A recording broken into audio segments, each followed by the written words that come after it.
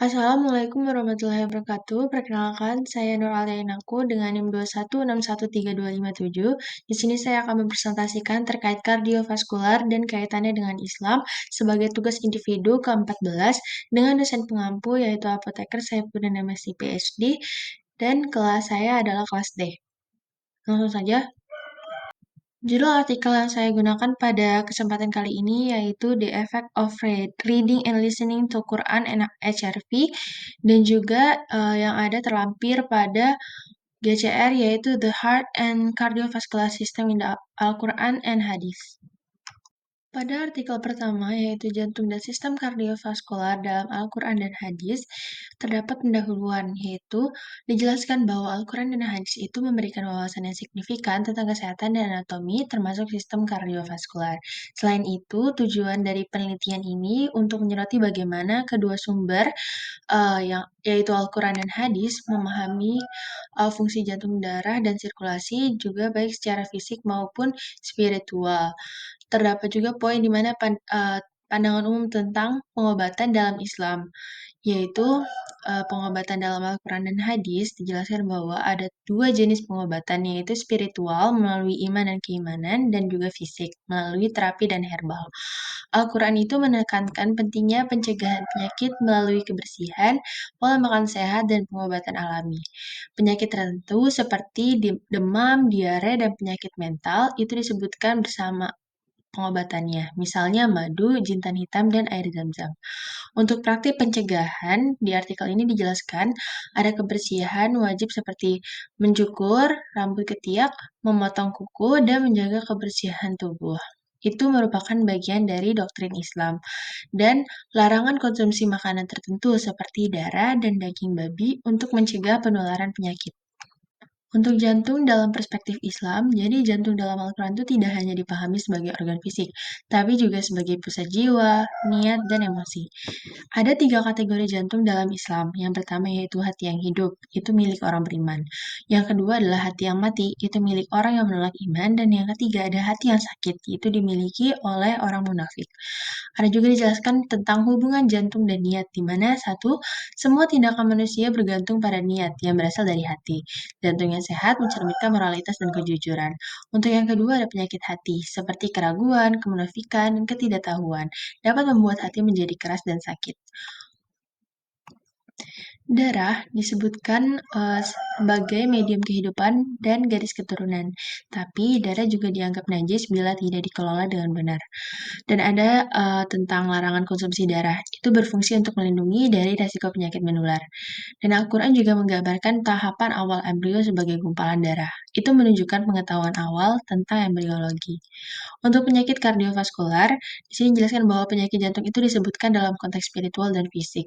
Al-Quran juga menyebutkan hubungan erat antara Tuhan dan manusia seperti pernyataan bahwa Tuhan lebih dekat dengan manusia daripada urat leher mereka, atau vena jugularis. Pada artikel ini juga dijelaskan terkait kontribusi terhadap ilmu kedokteran, di mana Al-Quran dan hadis ini memberikan pengetahuan awal tentang embriologi, sirkulasi darah, dan anatomi jantung. Juga penemuan-penemuan kedokteran Islam seperti sirkulasi paru oleh Ibnu Al-Nafis mendahului penemuan serupa di dunia barat. Dan adapun tradisi ilmiah Islam itu sangat mendukung eksplorasi medis, menciptakan dasar bagi kemajuan anatomi, farmakologi, dan juga kedokteran modern. Kesimpulan dari artikel pertama ini adalah Islam memberikan perhatian besar pada kesehatan sistem kardiovaskular, baik melalui pendekatan spiritual maupun fisik. Dan pemahaman ini menegaskan pentingnya keseimbangan antara keimanan dan perawatan kesehatan fisik dalam kehidupan sehari-hari. Untuk artikel kedua yang digunakan ini adalah pengaruh membaca dan mendengarkan Al-Quran terhadap variabilitas denyut jantung atau HRV. Dengan latar belakang dijelaskan bahwa HRV atau Heart Rate Variability adalah alat non-invasif untuk menilai sistem kardiovaskular dan saraf otonom. Dan penelitian ini mengeksplorasi bagaimana suara dan teks Al-Quran yang dikenal sebagai stimulasi emosional dan intelektual dapat mempengaruhi HRV ini. Dan HRV berkaitan dengan suasana hati dan kesehatan mental individu. Analisisnya dapat digunakan untuk memantau perubahan fisiologis. Pada artikel ini, Metode penelitiannya yaitu di mana populasi studi yang digunakan adalah 31 relawan sehat, yaitu pria dan wanita, tanpa riwayat penyakit kardiovaskular dan berusia 25-40 tahun, dengan tahapan eksperimen yang pertama adalah istirahat, yang kedua mendengarkan Al-Quran, lalu ketiga membaca Al-Quran, dan keempat adalah kombinasi mendengarkan dan membaca. Untuk pengumpulan data yang digunakan yaitu sinyal EKG digunakan untuk mendapatkan data HRV. Parameter HRV dievaluasi menggunakan analisis berbasis waktu dan frekuensi, dan tes emosi SAM yaitu Self-Assessment Mannequin dilakukan untuk menilai respon emosional dari relawan. Hasil yang didapatkan dari penelitian ini adalah perubahan fisiologis, di mana parameter HRV menunjukkan perubahan signifikan selama aktivitas mendengar dan membaca Al-Quran dibandingkan kondisi istirahat.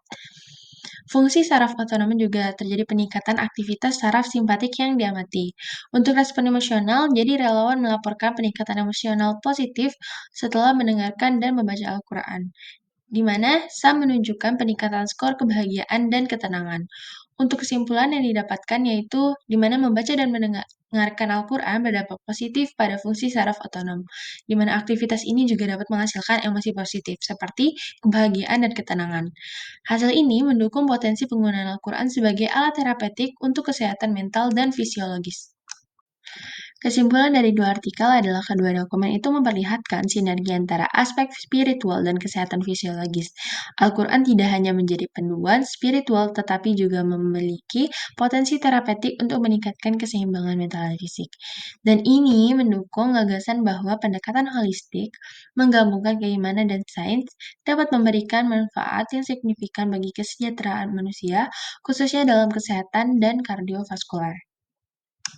Baik, segitu saja materi yang dapat saya presentasikan. Apabila ada kekurangan, saya mohon maaf, dan terima kasih telah menyaksikan. Wassalamualaikum warahmatullahi wabarakatuh.